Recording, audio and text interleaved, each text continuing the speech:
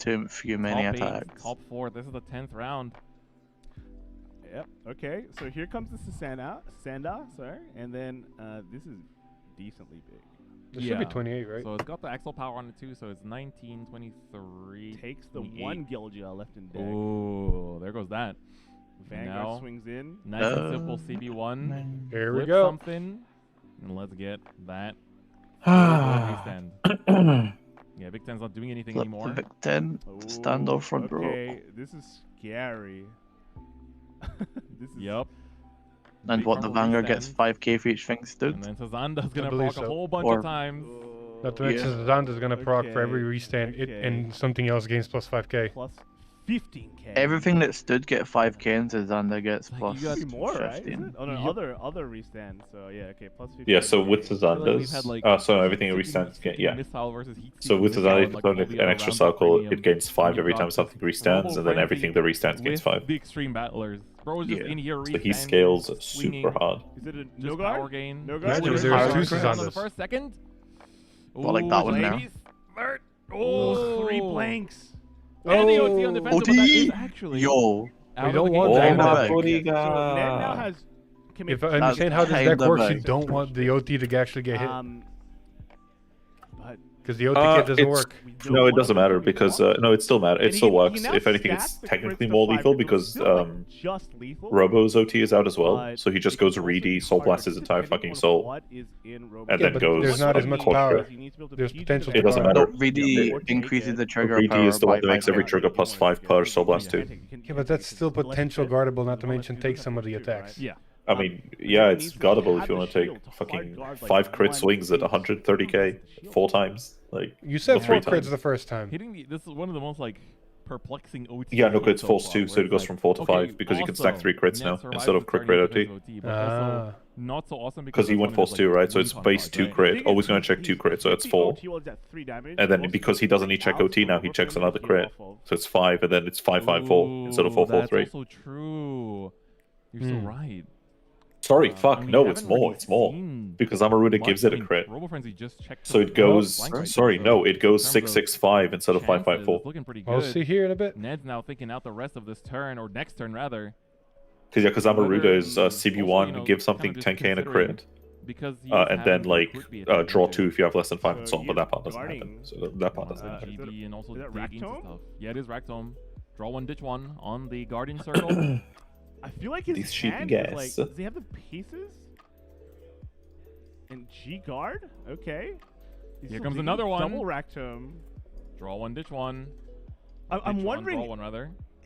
Did Ned just totally brick in the final? We're gonna find out soon. He's digging for these pieces very aggressively. Yeah. Yeah, he's taking these Dig, risks. dig, dig, And dig, it felt like dig. ooh, what is that one? Is that a witch? We're gonna see the deck size is down to about 7 or 8. And strides into Yep. the second Amaruda. This will be the last Strides into the Amaruda, Amaruda and this again? is- He has to win here. This is do or die. Oh, got What grandpa, is that with grade grandpa. 2 that's got so charged? All right. Which one?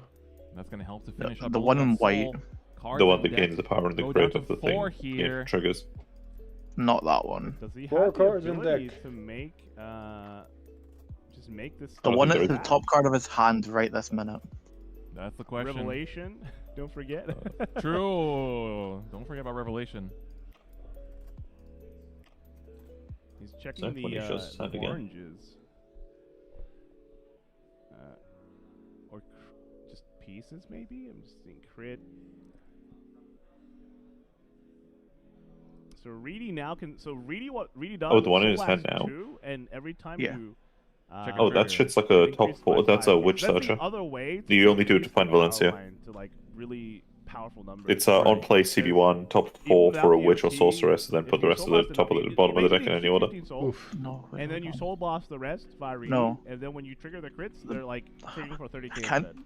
It looks like a witch. I know it's So a that's witch. how I you remember gain from the 0, power but I don't know what it without the does. OT, or even with the OT. That you don't remember it from 0 because it wasn't in 0, unless you mean fucking Repler, 100 million Nah. plus like 90. which is the one I'm That talking one. about. Even if they Yeah, give which it is the that one that one. copies the power and That's crit still from hard triggers. guard at some point. No. The one that's But right yeah, there. I do want to kind of The one on the emphasize rig that these up from numbers there. become guardable, especially when he has a sanctuary in his I hand. think it was like The some one like that- retire that's soul true. charge The too or Sanctuary something. is Yes, Sorry. bro, that's That the was a big fucking, that's the one that copies power. No, it's not that one. It is Not not Repler. I No, will I mute- mean the mute one both of below you. Repler. The one below That's Repler. gonna be Oh, are you talking about Extra power fucking gain here already. God, Down to 2 cards Grappa? on deck. Does he have the stack That ready? one. He's gonna CB1. Regardless, he has to do it. So calls out the Grappa. Yes, just one Soul I mean, Blast not and the Soul Grappa, Soul Charge too. The rep. The Repler, yeah. The Yeah, just milk the deck out. The Repler is the one. I can't tell if I'm clapped or you're clapped. Yep. To be able to sync up the power in the crit. We're not done yet. You'll be clapped while I'm done Now with you. he needs. He's only gonna get stack. there. How can he stack? He should win here. Yeah, This should and is will is two basically different things, good sir. Ned's battle with himself. No, as in like I think the combo's Soul up. Blast 2, I think the it's Reedy? done. And that's Yeah, what there you go. Orange- He's doing it. Orange- Yeah, he's doing it. Orange has He's an doing it. effect that when you, I think it's when you blast it. When this Time card to is reverse dropped that. from your soul to your main phase. You bind it. Choose 2 cards from your drop. Put one of them Into soul. and then the other one on the bottom of your deck. All right, this is gonna be all right. Here's a crit going to the bottom. And then he'll just do that with all the oranges. Yeah. So you make the stack at the bottom this way. Set up your triple drive, but then, as you said, you do pass on one, right? Yeah, yep. And he puts another crit. Yep. There's another one. And he should set up 3 crit, so you'll make 5 crit each attack. Yeah, OT saved when them. you put it like that, It's dude, Joe Varner. being at 1 damage, Joe literally does not Arida. need anything in this instance. Yeah, that's why he needs a normal Sentinel for the first Vanguard attack. He also should be counting how many Reedies he's used. So he's used 2 Reedies. But yeah, that's why he needs a normal Sentinel for the Vanguard attack, the Sanctitude for the one of the rear guards, and the hard guard for the last one. So he is counting the Reedies. And then he's. Is this the second year in a row Finner might just win? And he popped the Yeah, Grappa, Genesis like, just full wins 2 years in a row. Yeah, 2 different builds, He's still cooked by the full same charge people, but once to yeah. reach the stack. That's not the problem, right? Yep. So basically, Unironically, no, they win for different reasons. The Sentinel restrict happens too, as you said, right? Deck's not the problem, the player is. He can do something like. No, like unironically, these are different different things because the decks win for completely different reasons. Out and just draw a card. Oh no, the Grappa I does guess. it. The Grappa still charges 1, right? Yeah. And the Grappa can One also look, like one Glepnir, Like other than one having Glepnir the can same also name grab Vanguard, like this deck shares almost nothing in common with the last year's OTK list. Right. What would you grab in this? Like I actually, yeah, I don't think they show a Silver single really like isn't a deck main that deck card has besides any like ties, Gleipnir and like the Bavsargra. triggers. You don't have to grab any ladder Yeah, they or don't. anything. Yeah. Every single main deck card is different. And your G zone is your G zone, like that's basically the same. He But needs like, something to put to the bottom of it's the your deck. G zone. But I think he's already That's got actually the not cards even- in the back row. Yeah, not even like this deck has like 3 or 4 G zone slots, but you just never go into them. The witch, right? All your G zone slots are for like when you can't Amaruda, They so do it's be like with it's fine. Fices, right? They should be the Fice, are they? Yeah. Yeah, so that already put something to the bottom. And then so Because it's like different Fenris, every effect in that deck's different. It's like nothing besides sharing a name. It's like that's where that stops. Yep, sounds about right. That's not the Fice, is it? Is it? The Fice. So now it's just Jover. Jover. 2 Fices, yeah. Something like that, yep. Yeah, it's like Bill, Or at like least basically imagine if you had like Stargate Booster Messiah know and that like there's the the bottom first 3 wave of V are all Messiah, good, and you were right? like a Messiah 1 year Yes, twice. That's like the yes, level of all difference between these. They're I think these are not the same Right. deck. We're getting a quick check here. Oh, Ned. Yeah, no, it's This over is now. a big nerve-wracking finals Only right one now. way to do it. Swing. So this is swinging for like free crit. Yeah, I was thinking about it. Simple. So basically, the plus NK plus 1 crit is from the Amaruda's effect that was used earlier. Yeah. Mm, Oh, but then that's How much fine, power right? is 'Cause the then it's, trigger bonus now? it's Only just plus three 5k crits. bonus, right? And then he just needs to check 2 crits. Yep, And get 5 crits. Triggers only yeah, gain so plus it's actually 5k the bonus same at thing the current as we moment, did right? with the very last one, right? Yeah, I think this is fine. This as is already safe, right? Yeah. What was that, Philip? Did Echo Oh, leave? so No, I'm here. Amaruda can I asked you a also question reset, twice. Just Oh, so sorry, you- what's up? Trigger bonus is only 5k at this current moment, But right? If you swing like this, I believe No. so. This is just 3 damage. First, So right? Reedy No, will it- give how many times did Reedy Yeah. Soul Blast? I honestly did not pay it's- attention. and you Okay. and you could. I Oh, feel like let it's me- getting big. Because that soul's giant, so I'm assuming not that Because, many. like, if you Oh take no, damage but the and then Souls you needs to Soul Blast 15, damage so check, Oh, okay, I so think I honestly don't know how many times. So we'll see Yeah, on I the first mean, trigger check. these are the- well, it these wouldn't are matter the- because even if you only this did is it once, Sentinel, triple and triple the trigger next would mean attack you're going to 45k, or like the final rearguard Sentinel, will not Sentinel. be. and it's 45k 3 But in this times one, plus the Crit full. power, Yeah, crit power, crit power. Crit, crit. and there's a Crit. third. Crit so power, now that is crit going to power. make that. That was 7 instances of reading. Yeah, and then so that there thing's was gonna What, did he swing say one 7 and then- instances of Redia? 40k, no, 45. Probably, yeah.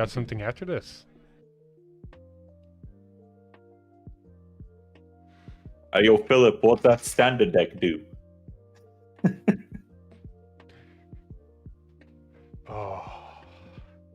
And I can't even predict next BCS what can be meta because we don't know all the sets that are going to be coming out by then. Oof. Battle sneak its way in, Frost. I hope so. That's cool. You call me cringe for playing Bat Echo. What are you on about? Oh no, I think oh no, I meant Bav, not Bat. No, Philip, I think it's going to be the award ceremony. Yeah. Oh, bro, who cares? I am really thinking what next year's Worlds what actually might be, up there.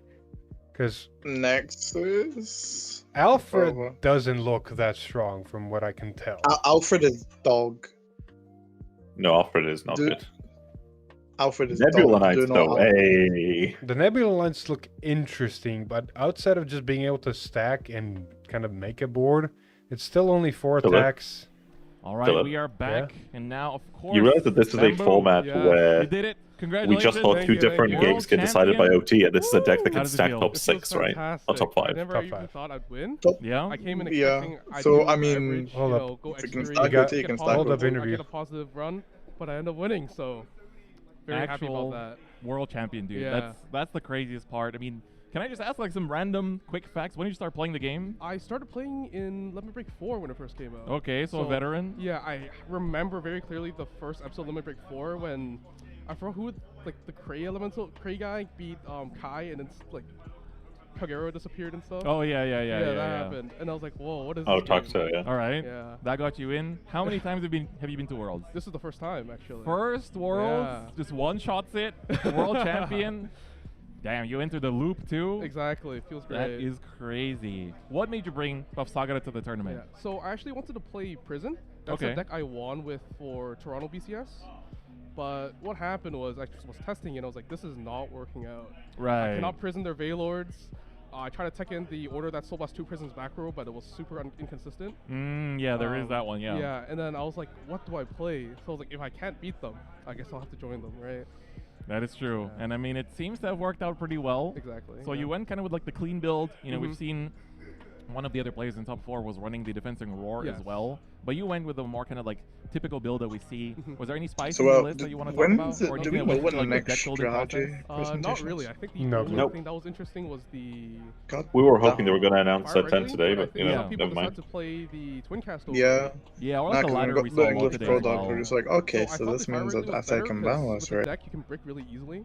Yeah. Especially with Trick Moon and stuff like that. Yeah, you don't see your Trick Moon, it's like, well, half the deck just kind of disappears. Exactly. So you need to guarantee that Trick Moon, or even the Yuga Mashad, Yeah. to guarantee the push and kill, right?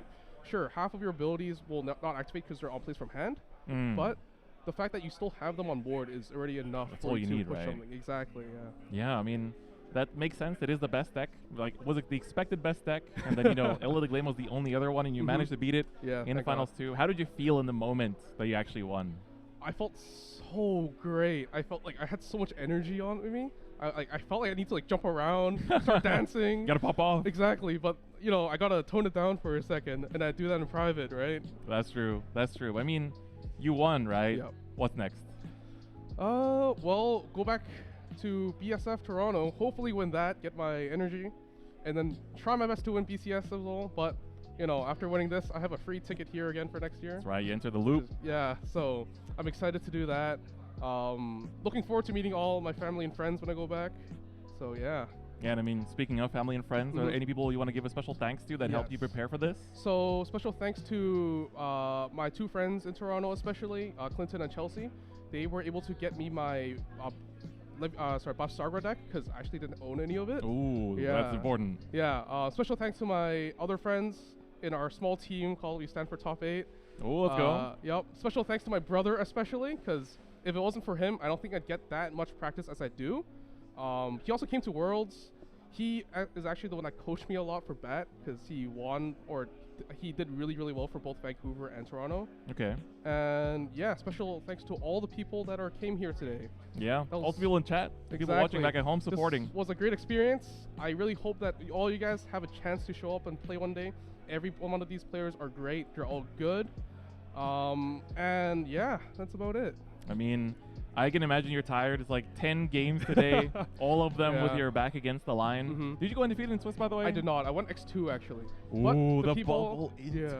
Damn. The two people I lost to was first place Dominic, who played Resile on stream, and then second place was Axel, who I think got third or fourth. Yeah. Yeah. So I fought everybody in top 4, and I beat everybody but Axel. So hopefully I'll get a run back soon. It's Gotta just Axel clean remaining. that record. That's right. Well, dude, Mambu, you have done it. You are the world champion. You've joined the long list of world champions in the history of Vanguard, and now your name is cemented in that history. Any final words for the people watching at home before I let you go? Keep on playing Cardfight Vanguard. I hope this game keeps going on and on and on. It created many wonderful memories for me and my brother, and I hope it would do the same for you. That's the man himself. He said it. Thank you so much once again. Huge Thank congrats. And go enjoy your rest. Enjoy your prizes as well, as we have Yes. the prize ceremony just after this. And once again, huge congrats. Everyone in chat, make sure, throw those claps, all of that, the party confetti. This is our champion for the 24-25 season. We'll go for a short break real quick, and then go on to our next one.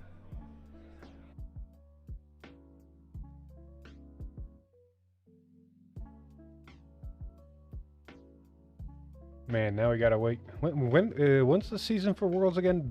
October to March, right? Yeah. That's gonna be fun to watch.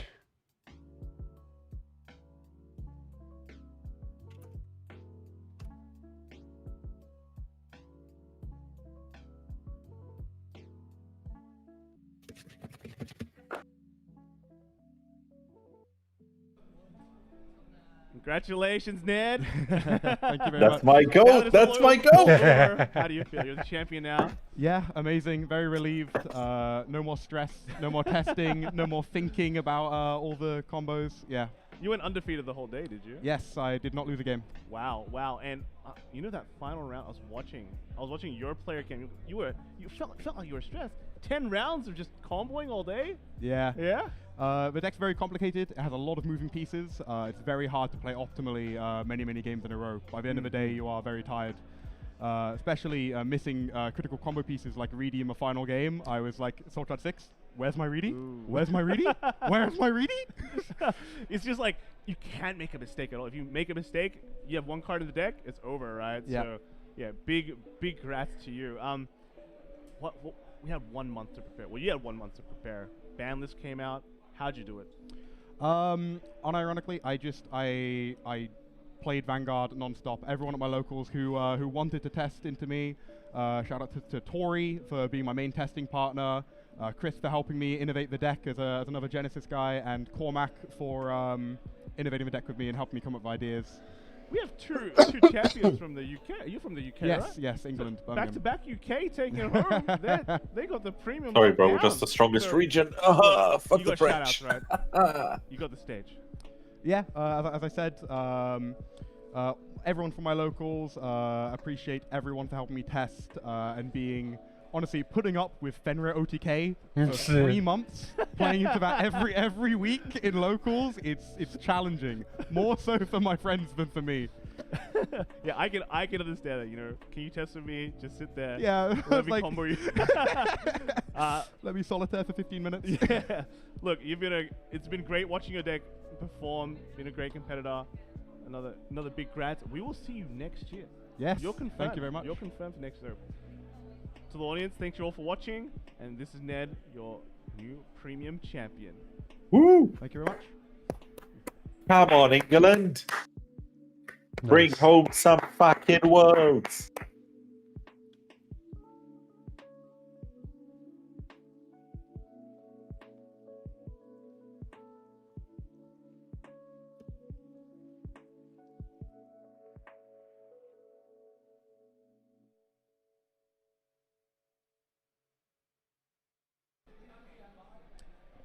And that's it. That is the entire day of the World Championship Finals. Chris, That's how right. do you feel? My name is now Ned. Yeah, you are Ned now. You're a champion. That's right. It has been a crazy day of World Finals. It has been an absolute blast. And, I'm glad we got to do this again. Another year in the books. Thank everyone, chat, for watching. We have the award ceremony for you guys, so don't go anywhere. It is time to see the winners of each format, of the winners of each Blue Shirt game crowned. and it is going to be a great one. So thank you so much to everyone that tuned in. It's been a blast. I hope you guys enjoy yourselves at home. We will see you all next year. Very nice. Award ceremony, and then we're off to bed. Gonna have to narrate it down a 10-hour stream, bro. I mean, if you were a little bit proactive, you could have just recorded the games, but a whole stream. Proud of you, bro. No, because originally I was considering just going to sleep for part of it. You just could enjoy your sleep. I've got work in like 2 hours. I took the day off. I'm freelance. Goddamn lucky bastards. Yeah, I hate you all. You gotta make your life worth living. It's true. But I need Manchester money. I need Summerfest money. Simple. Man, after this format, I don't want to play Summerfest anymore, Chief. I ain't gonna lie. I'm not taking this one seriously. Never. Not like I won't take bat for like 7 rounds of like pure hell. I'll take Bruce. I feel like there's something wrong with the stream. Yeah, it's dying a little bit. Yeah, just a little bit. I don't think they were prepared for switching to Ward Ceremony camera. Ah, there he goes. Oh. They did it. It's a little bit laggy still. Nah, Ned just like killed the stream. That's it. Genesis too hard.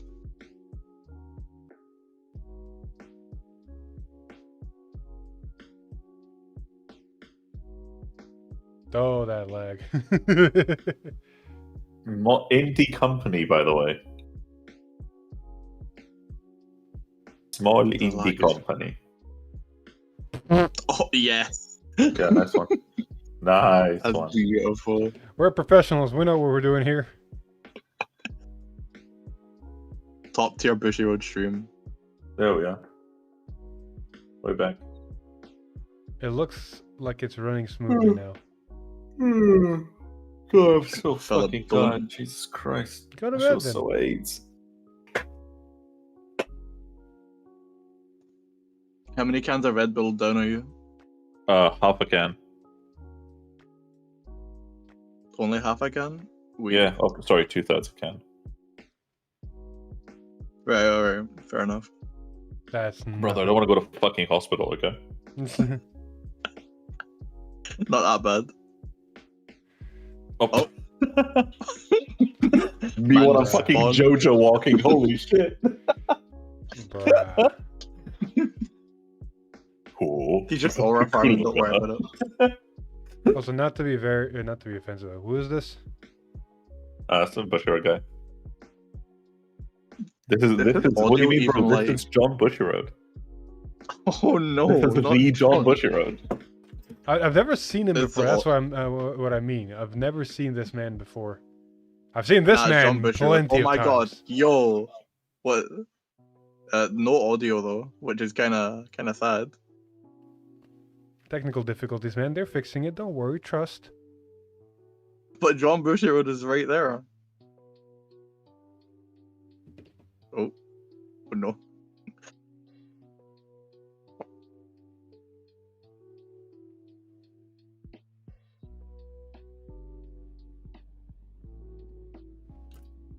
That's more EP, right? Or is that That's Hidani. What do you Danny? Sorry. I'm Bro, bad. he hasn't been here in like 5 years. What do you mean? Look, man, I'm terrible with names. Yeah, the main honcho of Vanguard. The main honcho of Bushiroad. More EP, yeah, of course. Not that one. Jesus Christ. Nah, more EP did good though. Nah, he was fine. He I started think people are Vanguard. dick riding him He started way the too hard. standard format. I don't know. I think people are dick riding that guy way too hard. Like he was fine. He did good stuff. I don't think he's a God's gift though. If he was the cause for the reboot, then yes. He's the one that caused the reboot. Yeah, there I can stop my recording because I don't care about the awards ceremony. What award ceremony? True! Oh my god, so real. So fucking real. Holy shit. Fake. Fake finals. That's it. True. Is this one of Echo's streams? Huh? Talking some mad shit from somebody fucking not having to deal with that fucking BCS connection. Hey man, I make sure everything works as it should. If I Yeah, were- I try when they let me in the venue. Smile. See, I have two big standards. If I would do what you try to do, my standards would be too high, which means my budget would be a lot higher, and I wouldn't do it unless my budget met my standards. See, Philip, your standards are already too high, though. Exactly. That's my point. I mean, yeah, but isn't that exactly what you tell me when I say I don't upload because I don't like the way things come out, and you say you just need to do it? Yeah, but that's you. Do as I say, not as I do. Uh-huh. Right. Because Thing is, like, there's a bunch of stuff I would have liked to do better, but it's a case of, like, if I want it to be done that way, then, like, it'll never be done. See, here's how my mind works. If I had a feeling I couldn't 100% confirm the internet connection at a venue, my mind's already thinking, okay, maybe I can get in touch with a provider and get like a portable hub for internet that I can subscribe And then to. you would have hit Spain that was underground, and you would have had none of that. Then I would find the closest Ethernet put and buy like a 500 meter long cable and Ethernet myself in. Good luck, boss. That's some of these locations were a fucking challenge. I'm not gonna lie to you, Chief. What was your worst location? Spain. Just easy answer, Spain. It's the only place that had literally no internet. It's between Spain and Netherlands. The Netherlands wasn't that bad. Uh-huh. There's the English representative.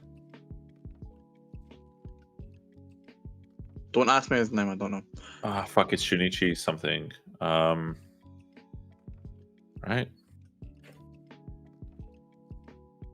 More technical difficulties, we love it.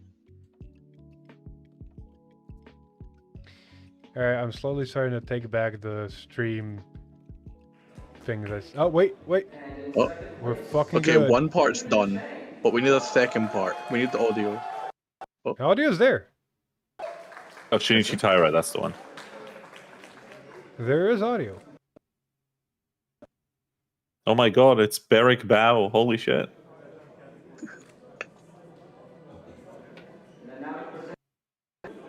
Almost always love Beric Bao.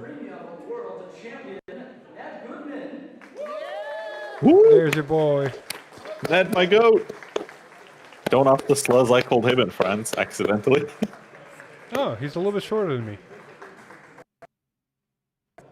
He's a tall guy.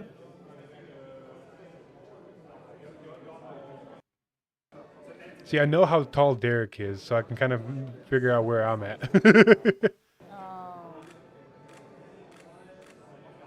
God, Ned is a tall person. Yeah, tall guy.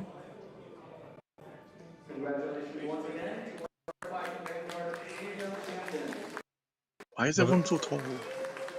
Because you lost the genetic lottery. Damn, fucking Christ, alright, Jesus Christ. Hold on. Echo, how tall are you? I don't know. I can't remember if I was taller than you in Card. I don't think you were. I think you're like on the same scale though. No? I can't remember. Echo's small. He's smaller than Dao.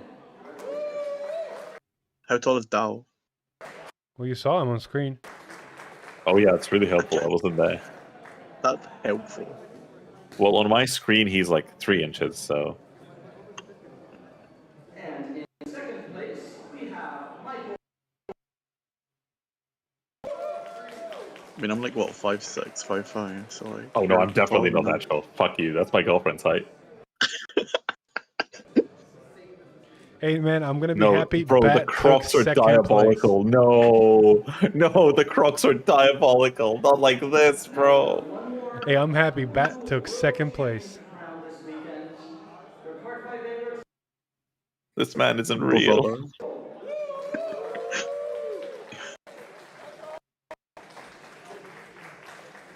Bro, he gives me that one guy from Squid Games. Oh my god, what Thanos? Yeah, Thanos. He just pure gives me Thanos vibes. I'm just like, this guy. Welcome back, my friend. Thank you once again. Nice. For your champions. Congratulations. And I'm afraid that Is that it? wonderful circuits of champions that gathered here today. Is it time for bed? Thank you once again so much for spectating. Thank you to all of our staff and judges, casters and crew. We could not have made any of this possible. Okay, it's a thank to all the people. And most importantly, thank you to all players joining us at these events. Thank you once again.